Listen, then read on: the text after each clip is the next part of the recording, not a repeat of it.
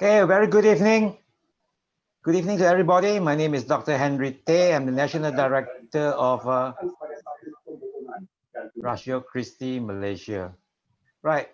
Uh, could you unmute? Could you mute yourself so that there will be no unnecessary noise?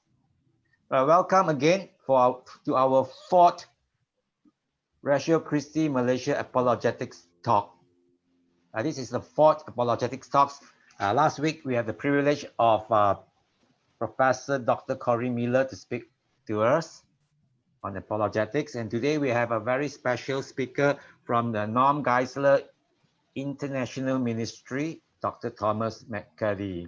He will, my co-host Stephen Ng will introduce Thomas to you, and we'll have a slight chit chat, and Thomas will give you a brief explanation of NGIM and also what he's going to speak today. So without further ado, I pass it to my co-host, Stephen Ng. Thank you, Dr. Henry. Thank you. Yeah, I wouldn't say I would interview Thomas.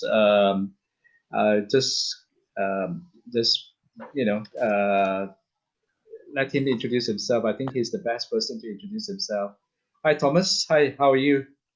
I'm doing How's well, Stephen. the U.S. now? It must be about 8 o'clock in the morning. It is. It's early morning, and the coffee flows freely, so we're gonna have a great day. what what about the weather right now? How's the weather right now? It's beautiful for summer. It's a little colder than usual, so we're enjoying very mild weather on this side of the world right now. A little rainy, but a very nice day. So, like I said, in all respects, a good day today. So you what's your plan for today? What are you Actually, planning? What are you planning to eat? I think I asked you. What are you planning to eat today? We are Malaysians. When we meet somebody, we say, "Lei sik bao mei." It means, have you eaten your breakfast, your dinner, your everything about food? So what are you planning to eat today? I'm planning just a great day, and I think that with the weather and as mild, and as I was sharing, some of the lockdown is lifting here in the States, so we have a lot more options for food now. So Wow. that's Okay. that's And exciting. So I see you have a nice haircut as well. yes, like I Yeah, said, from the lab. barber shops are open Yes. at 50%. So at least in my portion of the United States, we're starting to go back and be able to engage a little bit. So it's just nice being able to get out. Yes, that's good. Yeah. So I would prolong this. Would you mind to introduce yourself and where you are with, which organization you are with, and then I leave the rest of the time for you. Uh, yeah. Sure. So my name, obviously, Dr. Thomas McCuddy. I'm with Norm Geisler International Ministries. I'm the director of the Norm Geisler Institute. And what that means is our goal is to train men and women around the world to share the faith, defend the faith, and multiply the faith. So it's the combination of evangelism, apologetics, and discipleship. I've served over 20 years as in some form of ministry, everything from office assistant to senior pastor. I've served the last 10 years as a professor of apologetics at Carolina College of Biblical Studies here in my home of Fayetteville, North Carolina.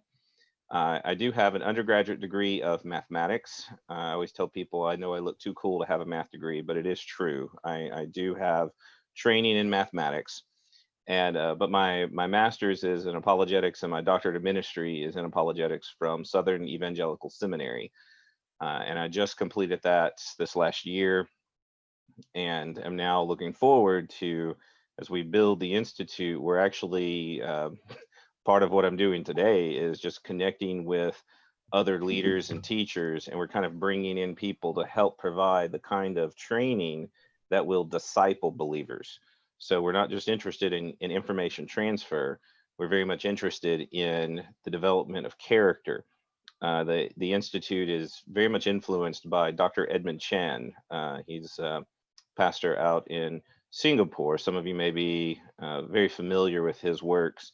Dr. Chan was is the mentor of Dr. David Geisler, the president of NGIM. So we have a very strong connection with Dr. Chan's ministry. And so in many ways between Edmund Chan, Norman Geisler provides the apologetics, David was the evangelist, and again with Dr. Chan's discipleship, that kind of forms our three emphases within the Institute. And it's called Norm Geisler Institute. Dr. Geisler only wrote about 110 books before he passed away on apologetics, philosophy, theology. His current number will probably hit about 120 before we're done. There's several that were incomplete at the time. He passed away almost a year ago. It was right at the beginning of July.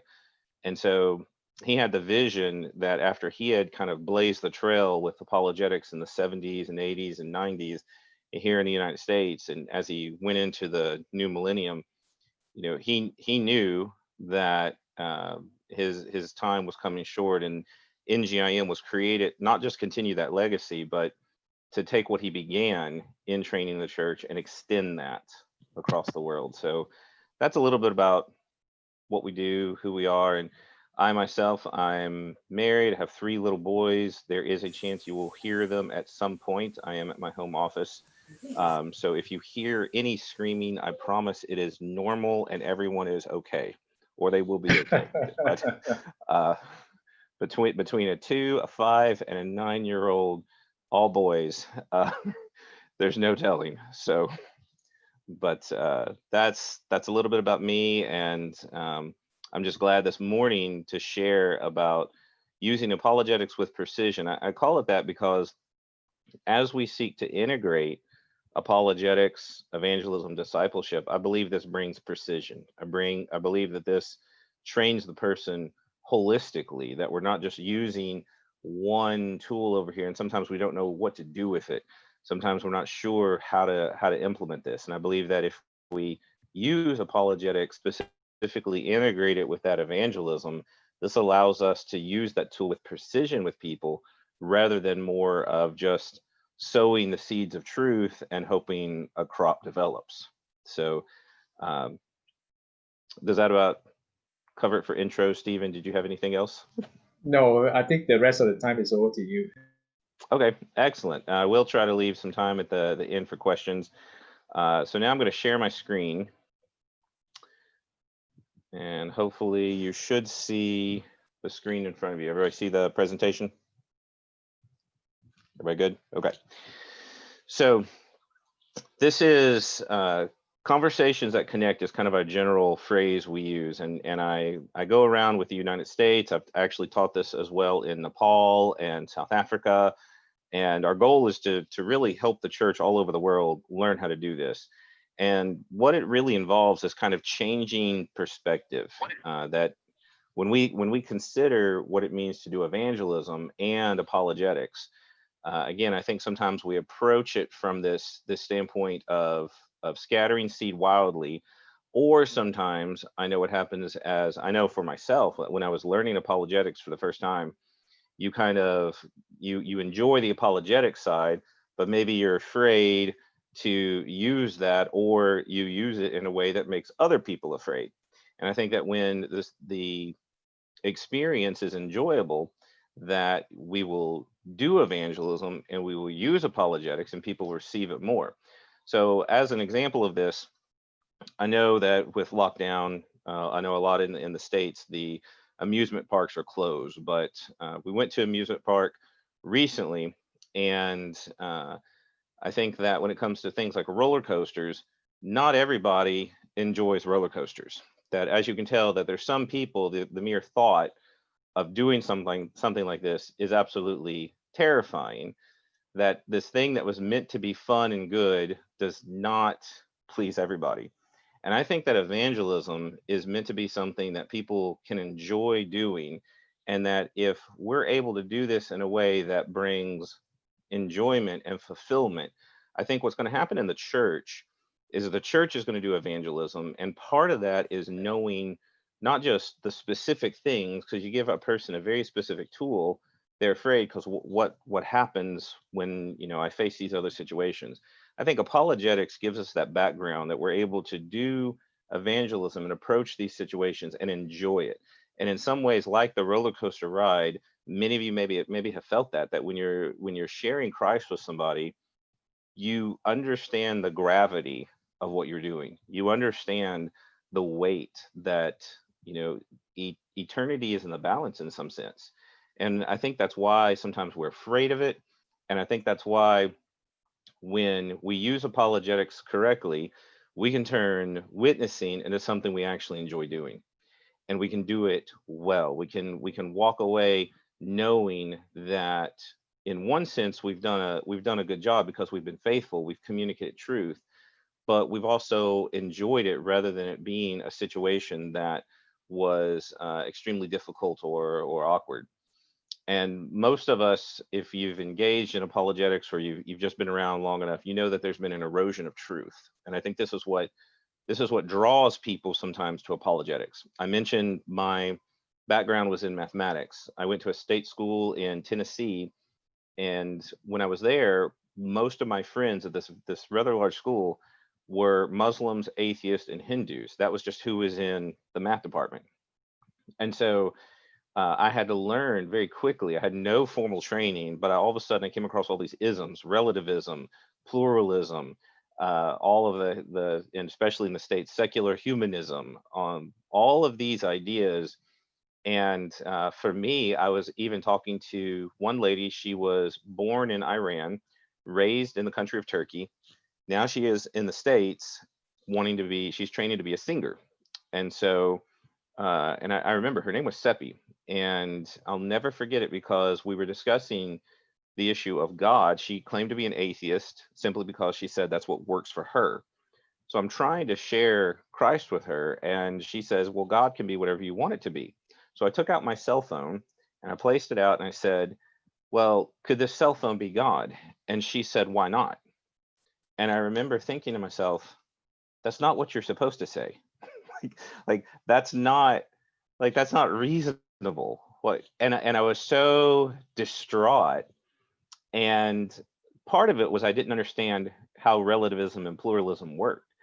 I didn't have any apologetic training, no formal training. I had read a few books, but it was really Seppi that in that encounter with Seppi that caused me to go searching for those answers, because I had encountered this huge erosion of truth, and I want it to be effective. I want it to be able to witness and to share Christ in an effective manner, and because I wanted to see the lost saved.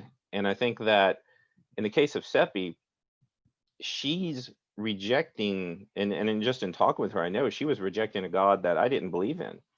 And so I was upset. Like, it's one thing if you know who Jesus is and you reject him, that's one thing.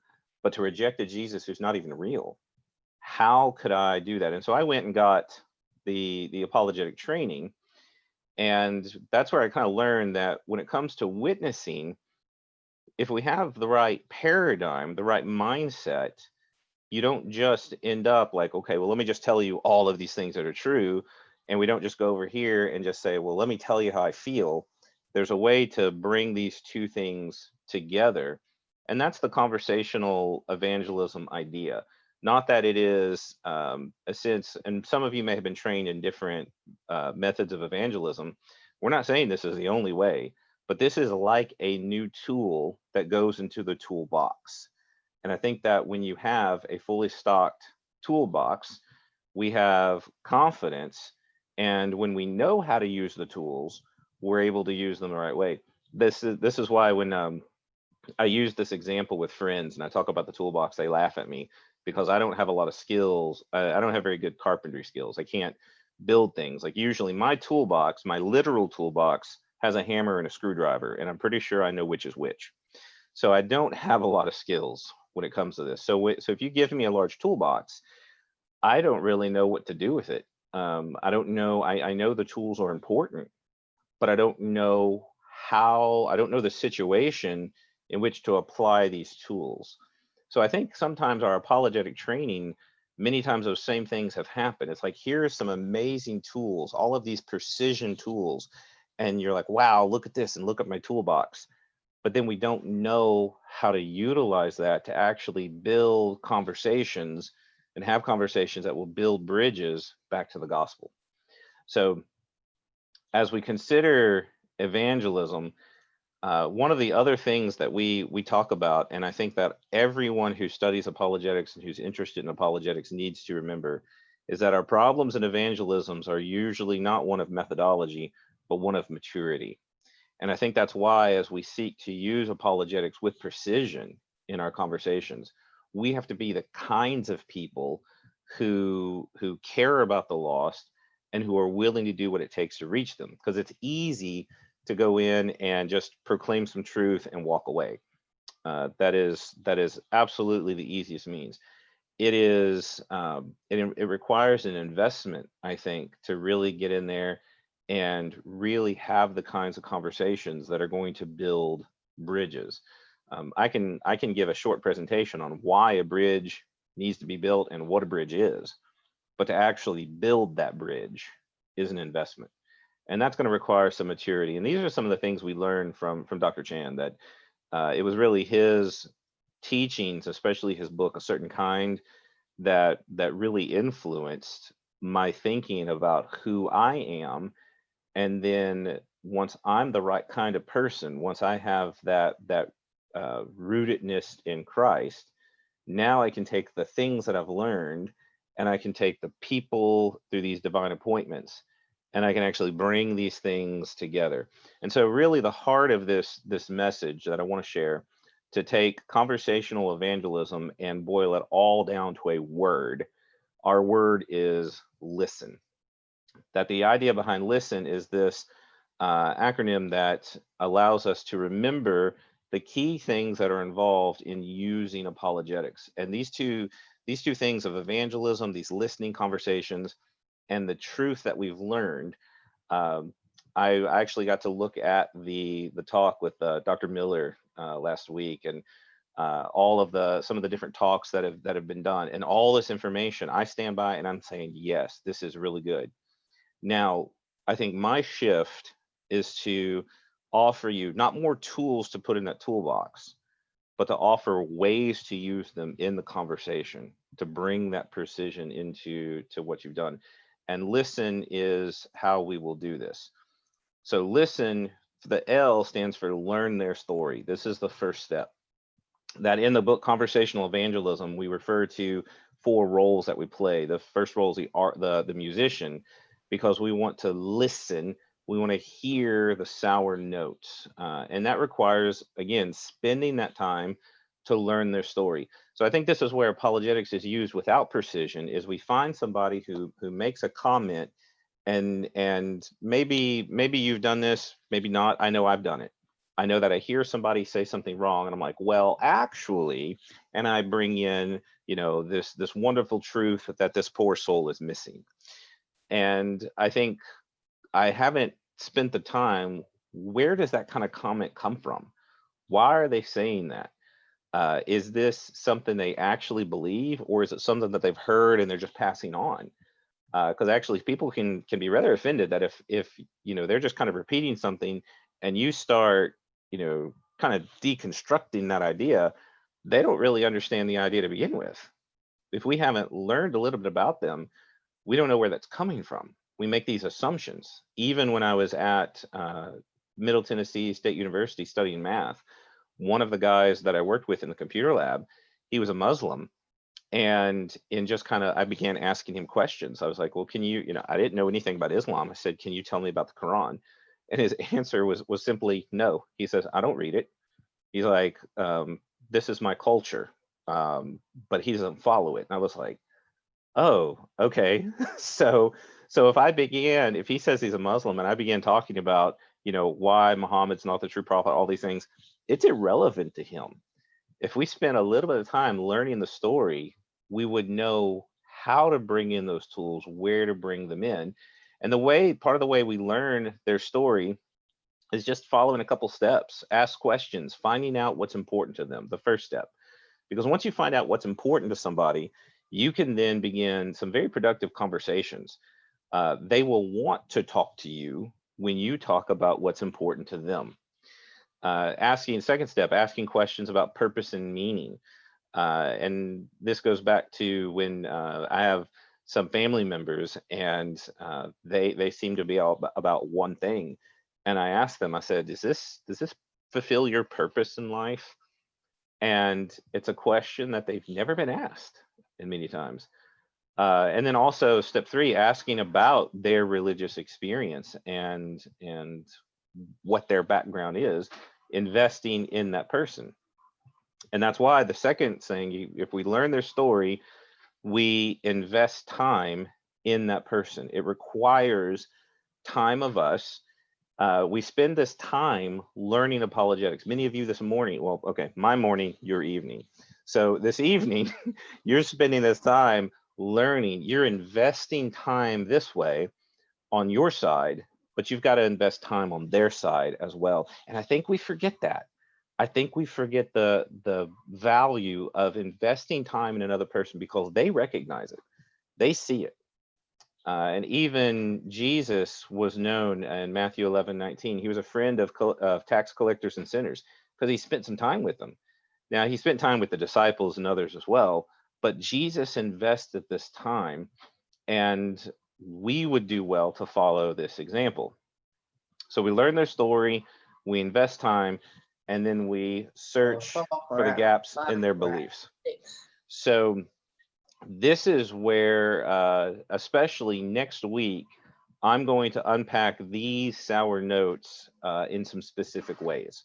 So right now we're just doing the overview, and like I said, this is the kind of thing that would be covered in a whole book. But I want to cast this before you to kind of maybe catch your eye concerning how we do apologetics. So we search for the sour notes instead of us just coming, well, here's truth and here's truth and here's truth. When we listen for these sour notes, when we listen for these inconsistencies, that allows us to bring the truth in with precision. That now we're actually addressing the specific issues that they have. And they really fall into 4 categories. There's belief versus heart longing, where they say they believe something, but their heart longs for something else. Kind of like somebody who says, well, I believe I've got to earn my own righteousness, but they long for freedom. If we can identify these things, we know how to approach them and talk about truth. Belief versus behavior, they say they believe one thing, but they act another. You say this, but you do this. Belief versus belief, this is where they just have contradictory ideas. Again, it's like, well, I believe this thing, but I believe this, kind of like, I believe that we should be kind to everybody, and I'm going to tear this other person apart. Okay, that's you've got these 2 beliefs that are contradictory. And a logical belief is the self-defeating belief. The people who say that, well, there's no absolute truth, which again, if you've done any study in apologetics, you learn how to identify those self-defeating statements. So we listen for these to hear them, and we must not forget that we really need to listen, really listen. And the fact is that some people hold to beliefs that are somewhat different from what their particular religion teaches. I've learned this as I've traveled, again, when I was in Nepal, when I was in China, when I was in South Africa. I come across these people who say they have these, they follow this particular religion, they follow this idea, whatever it is, but I couldn't assume that I knew what they believed just because of what they said. I had to get in there and dig a little bit. And when we do this, we also remember to focus on a few. You want to point out the most standout inconsistencies rather than pointing out all of them. And this is a word of encouragement to all those who study apologetics, because I think we kind of get this mindset, oh, I can handle every single thing that they think that's wrong. There's this fallacy, and this is wrong, and that's a bad idea, and this. It's really easy to see all those things at once, but wait, you've got to, in some ways, we talk about picking our battles. What are the key things? And an example that David Geisler and I like to use is that if if we're listening to our wives and we hear some inconsistencies in what our wives are saying, we hear these things. If we try to point out every single flaw, it is not going to go well with us. It is not going to be well received, nor should it be. Even though, and we recognize there were some things that were wrong, we have to pick our battles. What are the key things that we should focus on in order to find those gaps, surface those gaps that are there? So we learn their story, we invest time in them, we search for the gaps, then we throw light onto that conversation. And this means doing things like asking them. If somebody says, I'm a good person, what do you mean by good person? Somebody says, the Bible's corrupt and can't be trusted. And I've done this a number of times. I was like, can you give me an example? Well, just everything about it is just corrupt. Okay, can you give me one example? Well, there's so many. Okay, give me one. Give me one example. And I let them kind of set the stage, but many times they won't. They're just repeating sometimes what they've heard. And I remember there was another lady named Barbara when I was in college. She said, well, the Bible's been translated so many times. It went from Greek to Latin to this to that all the way to us. How could we possibly trust it? And I asked her, I was like, is that really how the Bible came to us? And her answer, well, that's what I heard. So when we throw light on the situation, we're clarifying. Somebody says that they're skeptic. What do you mean by that?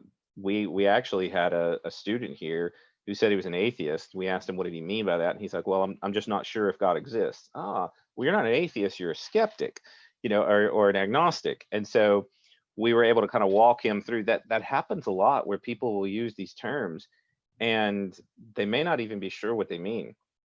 We use these same techniques, by the way, in discipleship, that I think the church needs to have their own beliefs and ideas and doctrines clarified. So we learn their story, invest the time, search for the gaps, throwing light on the situation, which exposes those gaps in their belief.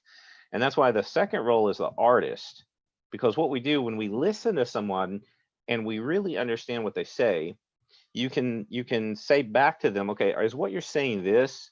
And it paints a picture for them. And using these questions and this conversation, we've not even really brought so much apologetics into it at this point, but we're already taking steps forward with this person. That when I was again in college, I had a young lady who said she was Mormon, and I was asking her about, people being able to come God and get their own planet. And she says, well, when you say it, it sounds weird. And I said, it's not just me saying it that makes it weird. But again, I was saying these things. Her ideas were coming through my mouth rather than just sitting in her head. That is that process of exposing the gaps, illuminating the conversation. And so by asking those questions, it allows us to surface those uncertainties and expose those false beliefs. And you do this by asking those questions. And knowing apologetics allows us to ask the kinds of questions that will lead to, if somebody says, well, how do you know? Or what is that? We have the kind of training that now we're able to pull the right tool at the right time in the right way into these conversations. Some of the helpful phrases we use sometimes to get the conversation going, I'm curious to know, instead of, let me tell you why you're wrong. Starting with, I'm curious to know what brought you to that conclusion. We could begin, if somebody says, well, I'm a pluralist. I could immediately, well, pluralism is wrong for these reasons, and it's incoherent, and there's this and there's that. But instead, beginning with, I'm curious to know what brought you there. How has your journey as a pluralist been? I think it's just a shift of thought process of honoring the other person, building that relationship, because once they know they've been heard, so much more often are they willing to listen then. and hear what we have to say. Phrases like, would you agree? Have you ever considered? Did you know? These kinds of things. I did this with my mom even. My mom was saying that around Christmas time, she always likes to point out that she said, did you know that the prophecy in Isaiah, when it says the virgin shall be with child, that the word virgin in Hebrew could mean young maiden. And this is, every Christmas time we tend to hear this in the States.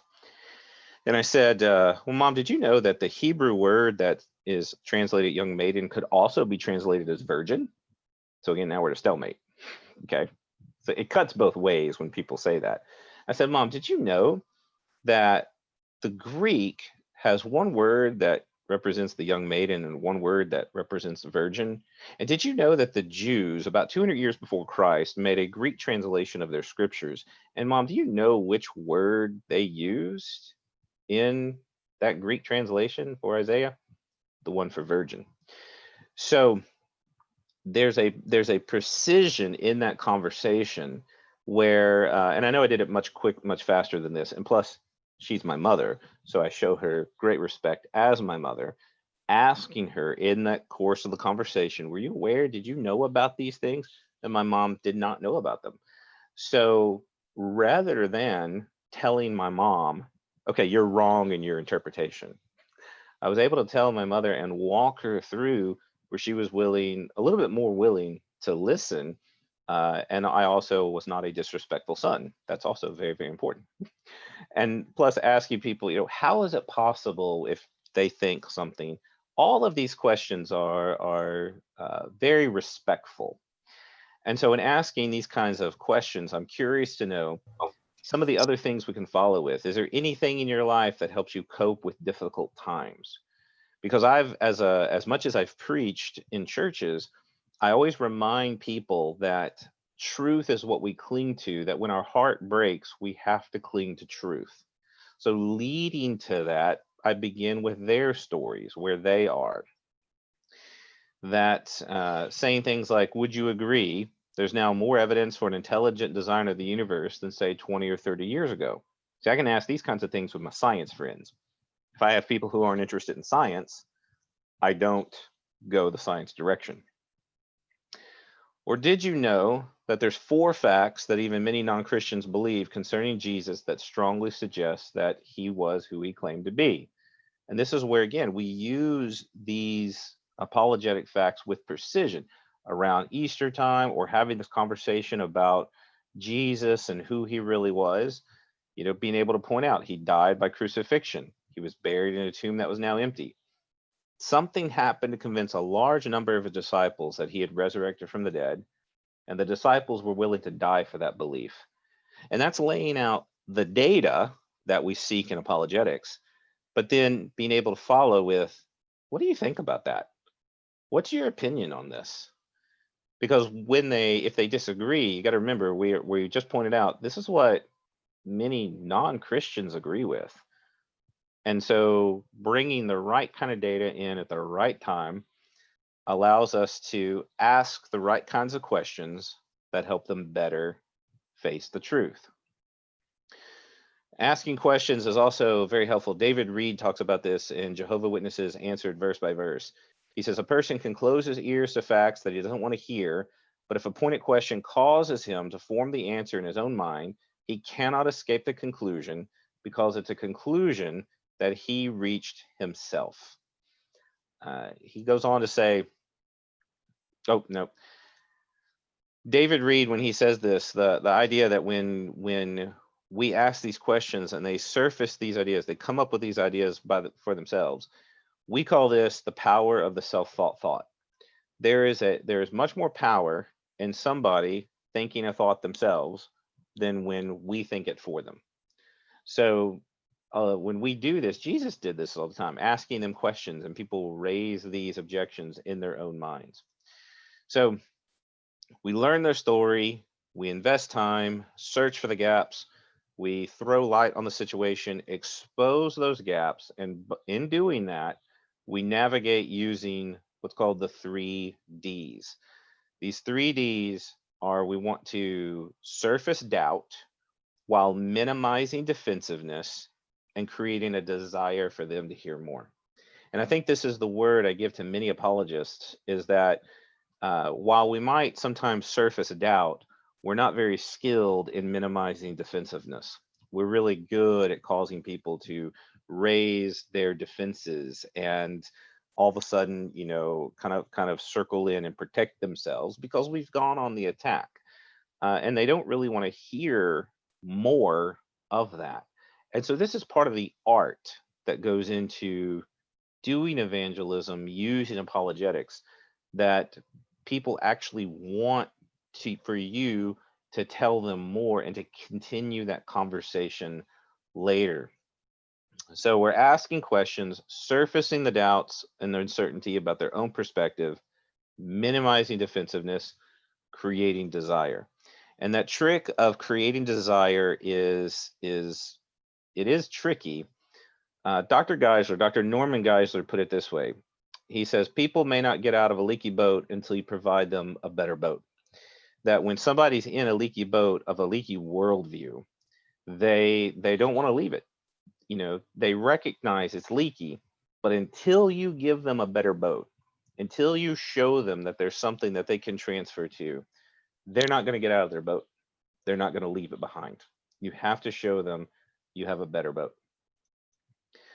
So this is the essence behind learning the story, investing time, searching gaps for their belief, throw light in the conversation, expose the gaps, navigating using the 3Ds. This paradigm allows us to take our apologetics, take all the things we've learned, bring it in with that precision, knowing when and where, knowing how. That sometimes when we begin engaging people in conversation, the first conversation, we may not be able to bring anything into that conversation. It may be detrimental. It might be damaging. That if we start, or if especially if we're perceived as the know-it-all, and if we are perceived as people who don't care about them, they're not interested in hearing us. And so I think that's why, even with being armed with all the apologetic knowledge in the world, is going to be of no use if people are not willing to listen. And people are willing to listen when we listen to them. That's the essence behind this. So that's the core. I know I've already done a lot in a very short amount of time. So I would like to, kind of at this point, it's about 8:40, a little after 8:40, open it up for questions that that some of you might have.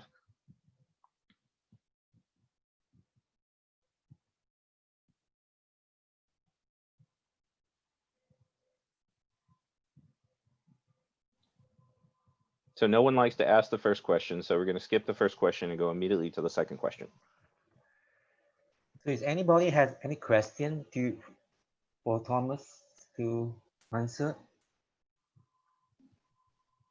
Please unmute yourself.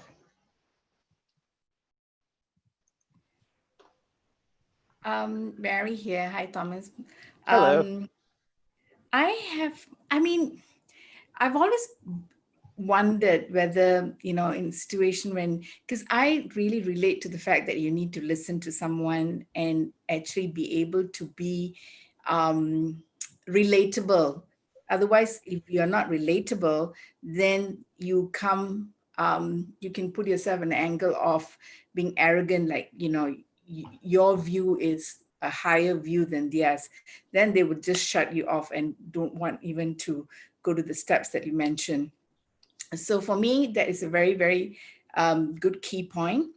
But have you ever, I mean, during your course of meeting and trying to, you know, bring the message to non-believers, been put in a situation where you're not able to give them an answer, and did you say, I'll get back to you on that? I mean, how do you actually tackle that kind of situation?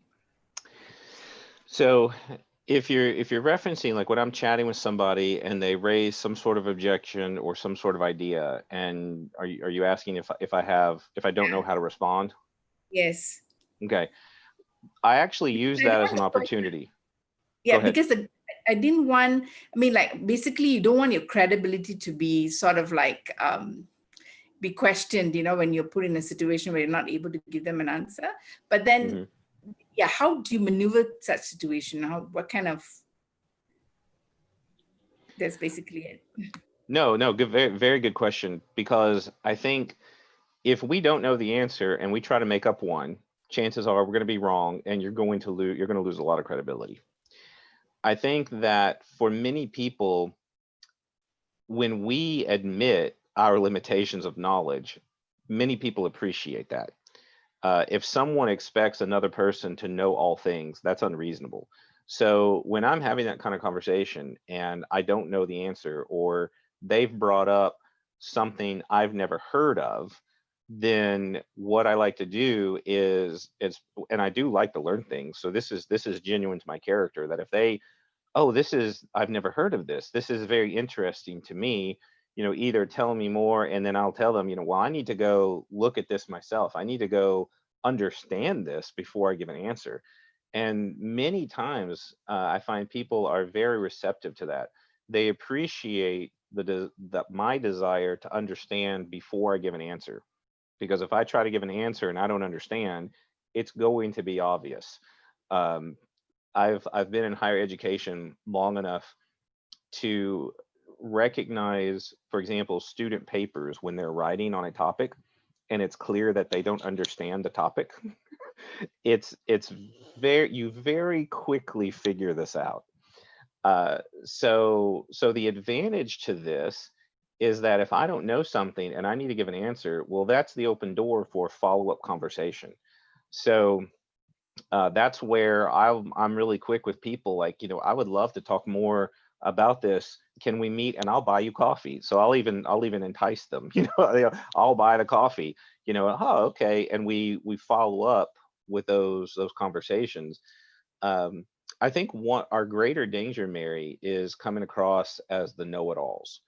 That if we know every little thing about every little thing, there's something, even in my own heart, when I meet someone like that, there's just this, well, you can't tell this person anything, can you? They have nothing left to learn. I think that's why this whole listening to people and even just learning about them, even though we might know, in the case of, there was a former Muslim man who was at my church during a funeral, and he came up and asked me about Christianity, and I began telling him, well, I understand a little bit about Islam. I understand the doctrine of Tawhid, and I've read the Quran. And he was shocked. He's like, I've not even read the whole Quran. He's like, you know these doctrines? Like, he got so excited that he offered to buy me coffee, and then I tell him about Jesus. So, I think in spending that time, um, building that relationship, I think you also earn that right to be human and to not know. I think the danger that I encourage people is, if you don't know anything about anything, no one wants to listen to you. If you know everything about everything, no one wants to listen to you. We enjoy genuine human interactions. And so I think, to really point my answer towards your question, you encounter somebody who tells you something you have no idea about, don't get offended. Don't be like, well, I don't know anything about that. But to say, oh, this is new to me. Can you tell me more? Can you give me some resources I can look at? I need to spend some time on this. Can we get back together again? And it almost respects them greatly, because they might know a little bit more than you do. And it, like you said, instead of putting one over another, you're now co-journers in that sense. And that's that building of that relationship that allows you that right to insert your knowledge and to share that with other people. Good question. Thank you, Mary. Thank you. Other questions?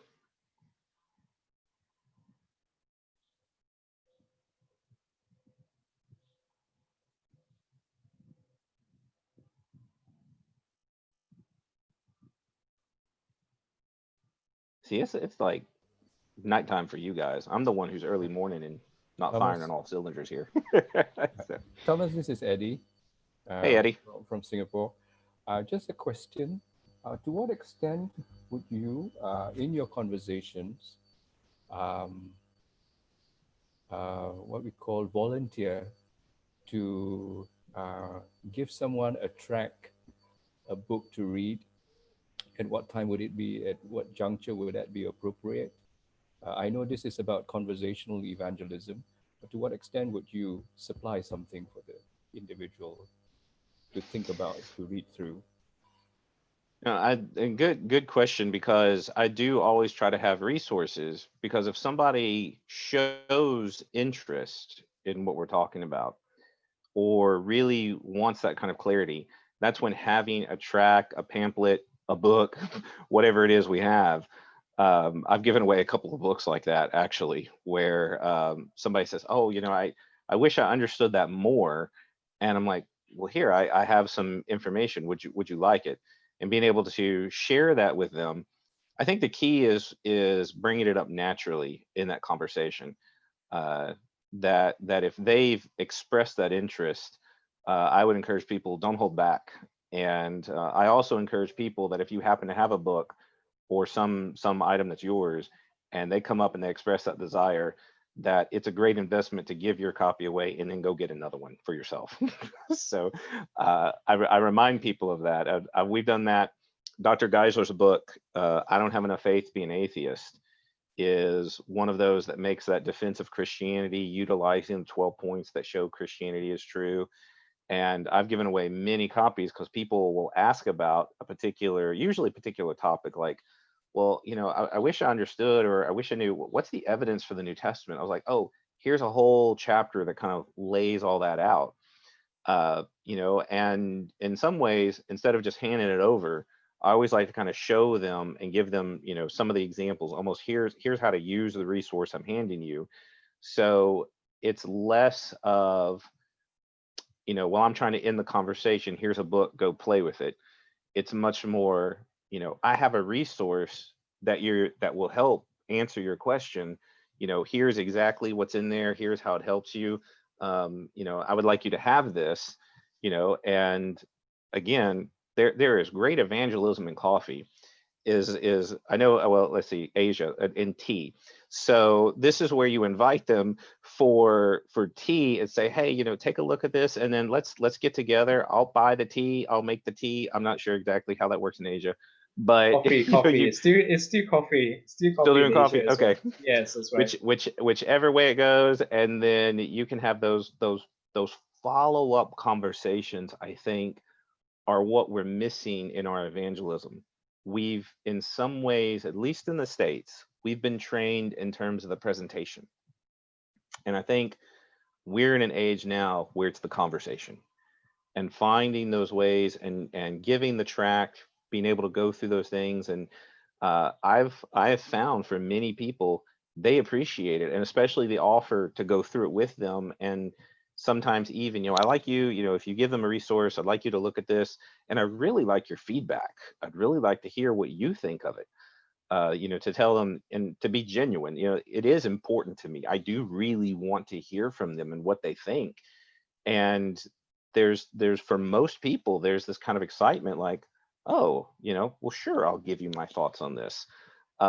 It's that relationship. It's connecting in with that. People love to talk about what they think. Give them those opportunities as you're giving them things to think about.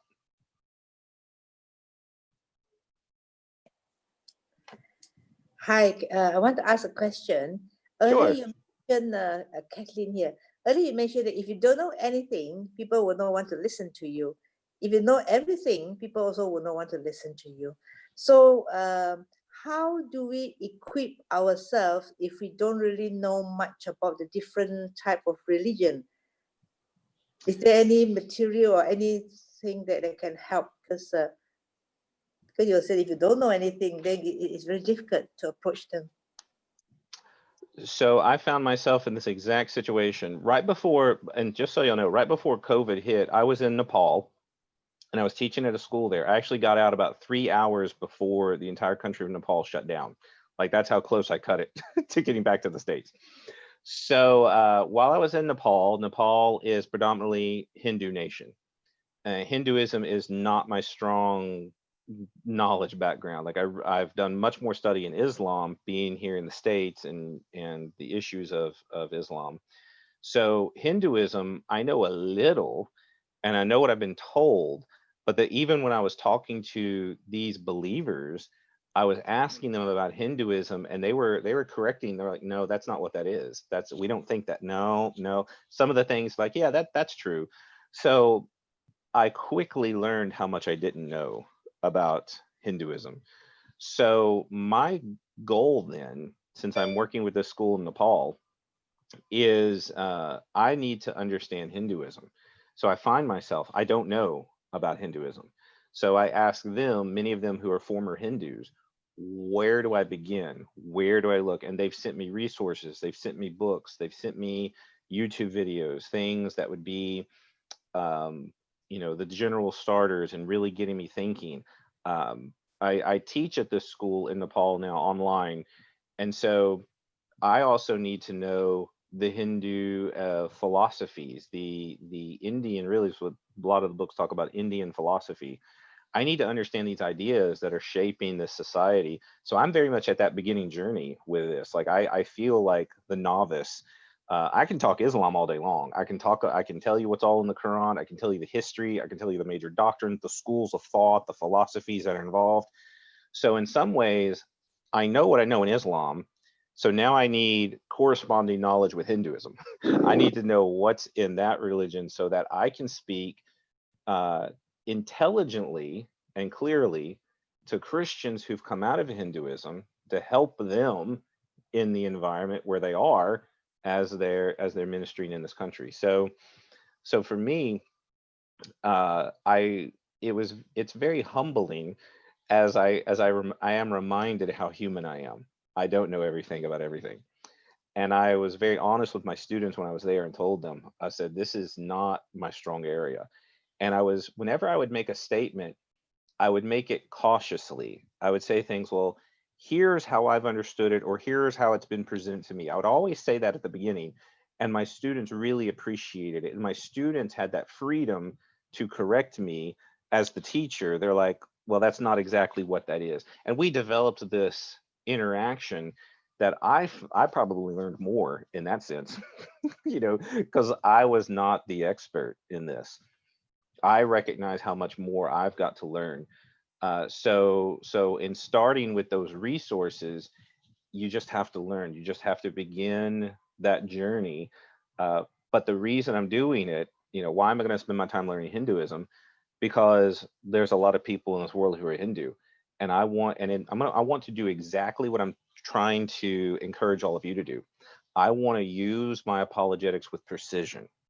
So if I'm going to use my apologetics with precision in a Hindu culture, I have to understand Hinduism. I have to understand those larger ideas. So that's you take that journey one step at a time, and seeking from people more knowledgeable than you the resources that are the best and the most trustworthy, which I think is why particularly Ratio Christi in many ways provides that trusted resource that if you want to know something about something, there's somebody in Ratio Christi who knows things about those things and can help you. So Okay, thank you. Hello. thank you. Hello. Hello. Hello. Barry Thomas. I'm Ruth here. Hey, Ruth. Yeah, I would like to ask you a question. Sure. It's about my past experience with a lecturer. It's a philosophy class. So what she proposed was this. She said that the Old Testament God is cruel, but Jesus Christ is a very loving person. So she said that many people came to her, believers who spoke to her and told her about it, like try to explain about it, but then she said that all of them couldn't get across her. she still did not accept what they are saying about the God in the Old Testament. So how do we go about answering this? That's a really good question, Ruth, because I think that is the one question I have been receiving more than any other in any environment. Everyone wants to know about what they perceive as the cruelty of God in the Old Testament. So typically where I start, rather than just, flatly denying, like, oh, no, that's not right, you've completely misunderstood it. What I like to do is I like to go back to the garden, all the way back to the garden. And I said, when Adam and Eve sinned, how did God respond? What did he do? And usually people are familiar enough with the story. They're like, well, he began actually by asking them questions. Where are you? What has happened? Even though God knows all things, he handled Adam and Eve very gently, far more gently than they deserved, because they were rebellious. And then even when the curses came, the curses were delivered, and this was discipline. This was actually justice. But what God does is when they're cast out of the garden, because for their own good, they cannot eat of the tree of life. It would be extremely detrimental to them to be sinful and eat of the tree of life. He apparently slaughtered some animals to give them clothing, to cover. And that word for cover, when he says that they covered themselves with the animal skins, it's the same word in Hebrew that we get our word atone. That idea, he atoned them, he covered their shame. From the beginning in our rebelliousness, God has been very gentle and very patient. Even when Cain kills Abel, God again does this. Cain, where's your brother? And he knows good and well. He gives Cain the chance to respond, and rather than destroying Cain on the spot, which he could have very well done, he just gives him a punishment. And then when Cain says, well, whoever finds me, they're going to kill me, God says, no, they won't. I won't let them. From the very beginning, we see God's mercy. But in the Old Testament, he goes into a covenant relationship with Israel. And what you see is he goes into an agreement with them. You do these things, and I will, the way I've always said it is God says, if you do these things, I will bless your socks off. If you don't do these things, I will cut your feet off. And that was the agreement they walked into. And the part of the agreement was that God would also protect them from those nations around. And what God does is he brings justice upon the nations.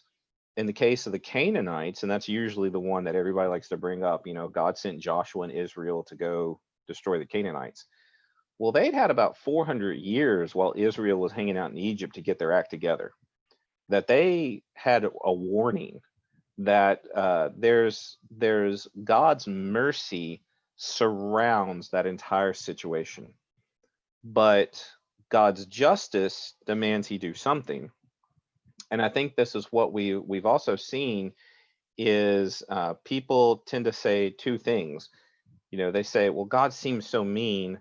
Why does God let bad things happen? So the only way to stop bad things from happening is to deal with bad people. That involves punishment. That involves, we look at what God did with the flood. People say, why doesn't God get rid of all the evil in the world? Well, he just about did one time through the flood, and everybody tends to get angry at him for that. This is this belief versus belief. I want evil gone, but only show mercy.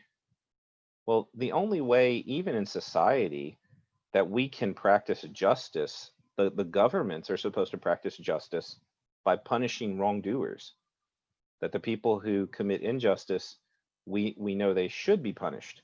A government that never punishes its people, is that a just government? Like most of us, we would cry injustice.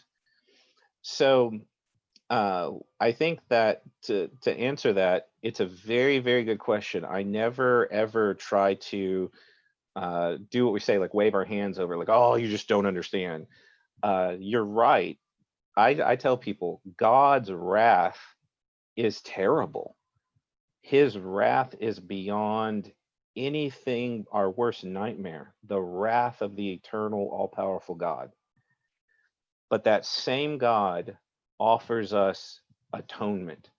He offers the escape. He's the one who provides the sacrifice. He provided the covering for Adam and Eve. He provided the ram for Abraham. He provided the manna for the Israelites. He provided all these things all the way up to Jesus, whom he provides. And we look at Jesus, and this is where we connect. Jesus is so merciful. Jesus is very merciful. He also flipped some tables and didn't hold back when people were sinful. But the mercy of God for us is revealed in him pouring his wrath on this innocent son named Jesus. That, don't forget, Jesus shows us love and mercy, but he does so through the cross, which is the expression of the wrath of God that we deserve, that Jesus took on himself. And this is where I encourage even my own family members. I've had this conversation.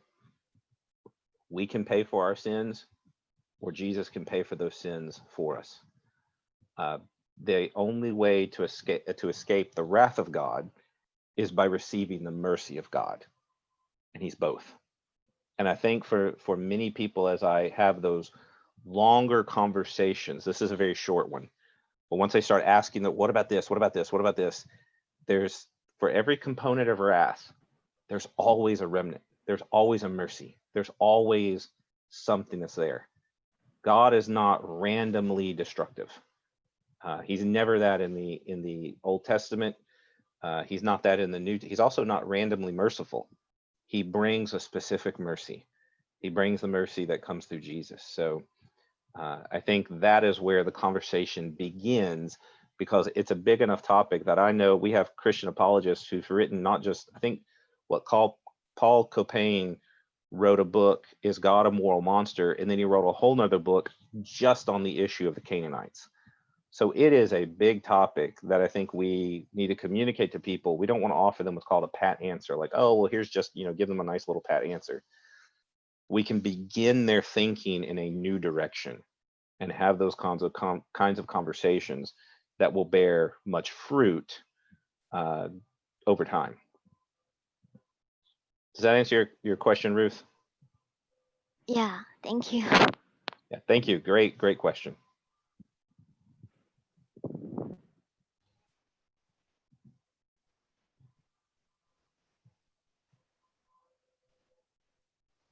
Are there any more questions?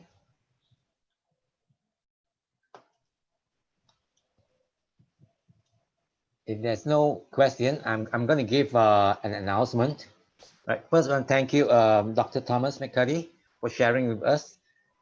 Very, very practical apologetics and very applicable to our evangelism ministry. So next week we'll have Dr. Thomas McCuddy again. He's going to talk about, his title is Sour Notes and Sweet Replies, Techniques for Answering Issues in Conversation. So I think he'll give us more advanced techniques than today. Today, I guess it's just preliminary, a basic one. I think next week is a more advanced, right? So this was these are the principles that guide, and almost like in some of the conversations, some of the questions have been asked.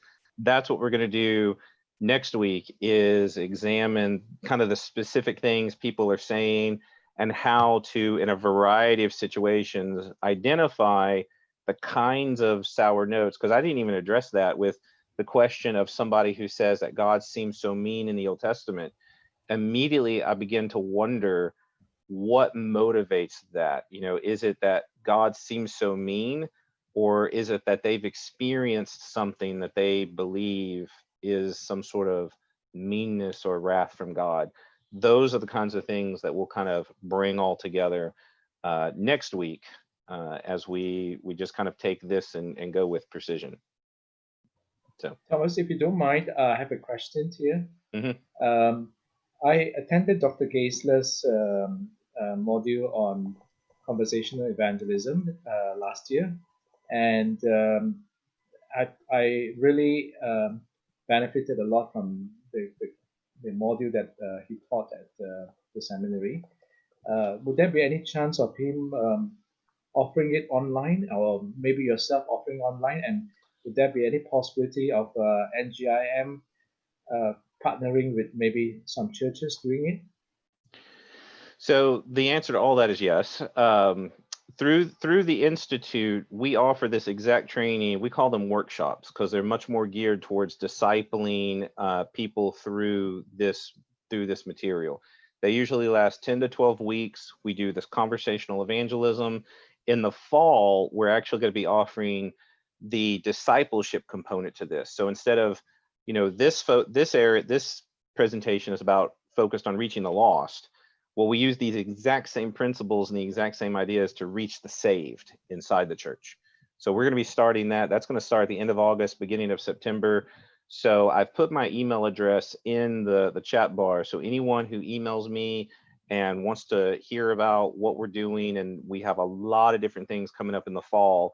It's all done online, Zoom, just like this. So anyone who signs up, usually we do them at our nights, your mornings. But we're even doing a conversational evangelism right now. I think David is doing it at 6 a.m. our time, because we got people who are taking it anywhere from 4 p.m. to 8 p.m. their time. We got some people in Australia, so we're trying to minister to them as well.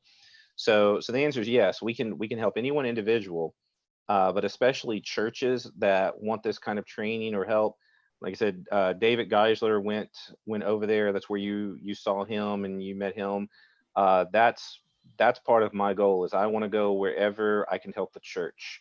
We're partnering with schools right now too. The school in Nepal we're partnering with, offering courses. We'd love to help schools and seminaries. But my true heart is with the church. Because I help seminaries, because that trains the trainers who are going to train the church. So I know we need to help our schools. But for me, we talk about reaching the pew. That means that every believer is capable to effectively evangelize, defend the faith, and do discipleship.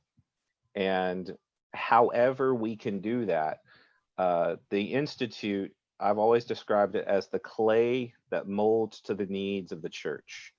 We're very much the kind that think outside the box, even to the point of me going into a country during the middle of a pandemic and helping the school. I didn't fear, because I knew the Lord made this connection. And for believers who want this kind of training, and churches who need this help, that is literally why I exist, is to do that. So thank you. Thank you very much. Okay, for those who have missed part of the presentation today and would like to view the recording, you can go down to the chat. You can click the chat, and the link is written there by Charity. You can go to the YouTube link. There's a YouTube channel. Okay, you can go to the chat, click the chat, and you will see this link. You can copy the link, and you can refer it later on. So we want to thank Dr. Thomas McCurdy again. So we will want to see you back next Tuesday. So I hope that you guys will come back next Tuesday and join us for another session with Dr. Thomas McCurdy. Right. So do want to keep you and want to say good night. Thank you for coming. thank you all so much. Thank you. Thank you. Thank you. Thank you.